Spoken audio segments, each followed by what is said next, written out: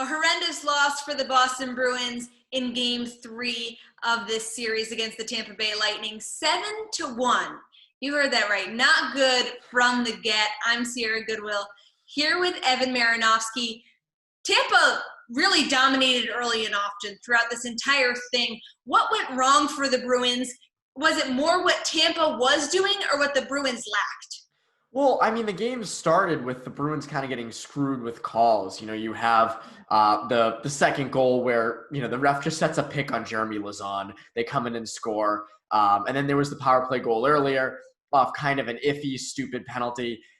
The Bruins got screwed by the refs with the first two calls. But then, they start taking more and more penalties, and the Lightning capitalized. I mean, 3 of the first 4 came off that. The other was the pick set by the refs. So you can attribute the first 4 to the refs. But after that, they just gave up. They gave up. And Cassidy said after the game, he just felt like the team was not going to come back. That's why he put Vladar in. He kind of wanted to give Vladar some playoff experience if they needed to go to him down the line, which actually isn't a horrendous thing. I mean, just watching the first part of that game, there was no chance the Bruins were going to come back. Why leave Halak in there? Why not give him some rest? After that, there was no effort. And that can go, you can say that about the whole game. The Bruins really never had that urgency. They never had that desperation. But it was so obvious on the 5th, 6th, and 7th goals where there was no defense. There was absolutely no defense.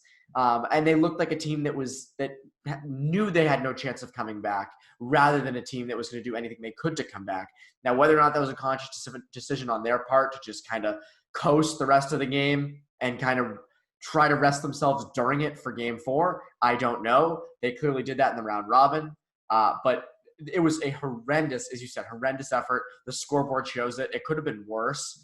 There was just no offense created. I mean, you can go down the list. Everything was bad. Everything was bad in that game. There really is – we could never stop. I mean, the only good was Marchand's power play goal, and that was it. There was no bright spots. It was just bad, and more bad. Not sure if the scratches with Bjork and Clifton had anything to do with it. Corrali, unfit to play. It wasn't going to be the difference maker in this game. Well, that was my quick thing was I didn't understand those moves really. I didn't understand bringing in Moore and Lauzon. Yes, Clifton plays reckless, but he's been fine in the first 2 games. I understand wanting to shake things up, but why would you then bring John Moore in? Why wouldn't you just swap Clifton? If you want to do that, swap Clifton for Lauzon. Why then bring John Moore, and why only dress 11 forwards? Sean Corrali has been fine. Now, I don't know if that's an injury. I don't know what that is. He did say there was a game-time decision up front on offense, so it could have been something to do with Corrali's injury. But to roll without a 4th line, if there's no injury, again, there could be an injury. We don't really know. We might not know. But if it was just a swap for, having 11 forwards and 7D, I don't understand that move. If it's an injury, then it makes a lot more sense. But the 4th line had been fine, and that Corrali line's especially good against that Kucherov line. So really just a lot of bad, and I said more bad for the Bruins in Game 3.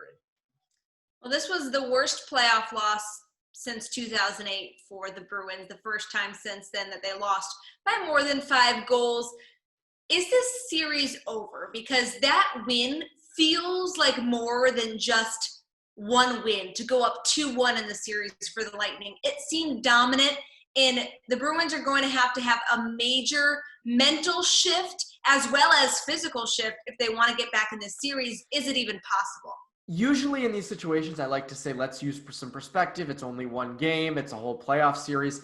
But you're right. This doesn't feel like just a Game 3 win. This feels kind of like the Game 4 win did for the Bruins against the Hurricanes. This feels demoralizing. This feels like a total just shot in the back of confidence for the Bruins. And to be quite honest, I do feel the series is over. I do. And then maybe this is going to be old takes exposed. Maybe this comes back to bite me. For Bruins fans' sake, maybe you hope this does come back to bite me. But this was a loss that, to me, just felt like you can't really come back from. And part of that is not even from just this game alone. It's that the Bruins stole Game 1. They got outplayed badly in Game 2 and almost stole it. They forced overtime, but they got outplayed badly. The Lightning have really not allowed them to play their game much. And in Game 3, they were just killed. And so you have this just gradual drop in play, and the Bruins aren't playing their game. The only thing, and I tweeted this, the only real bright spot for Bruins fans right now is the Blues lost to the Bruins 7-1 in Game 3 last year, and then went on to win the Cup. So if you want some encouragement, maybe go back to a depressing moment like that and you'll get it. But other than that, I don't see how the Bruins come back from this. Again, they're a resilient group. You can make the case that if there's any team to do it, it's the Bruins. But that Lightning team is way too good, and they smell blood right now. And that 7-1 win means a hell of a lot more than just one win in the postseason. Yeah, I'd say the Lightning have looked like the better team through all three of these games, but we'll continue to keep yes. Yeah, for sure, from the start. So we'll continue to keep you updated on your Bruins postseason coverage on our website at clnsmedia.com and on our YouTube channel at CLNS Media. Get 20% off and free shipping using the code MAX20 at manscaped.com. Take your grooming game to the next level.